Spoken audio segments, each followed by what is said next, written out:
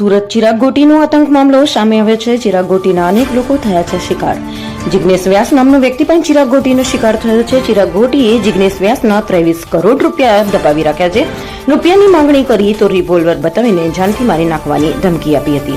જિગ્નેશ વ્યાસે પોતાની સાથે થયેલી યાતનાનો વિડીયો જાહેર કર્યો છે।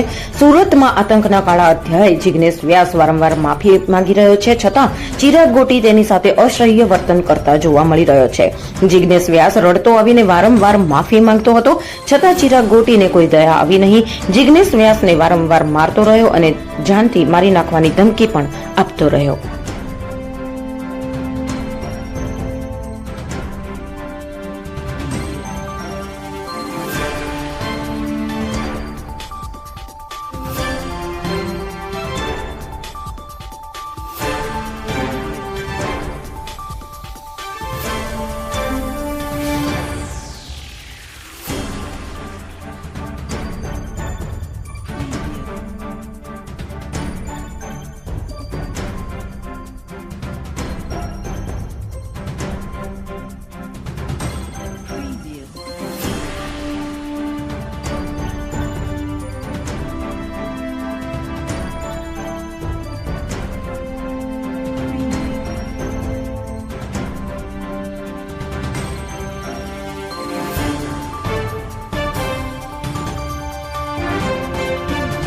हम दिखाएंगे सच्चाई की खबर। चैनल को लाइक कीजिए, सब्सक्राइब कीजिए और हमारे साथ जुड़े रहिए।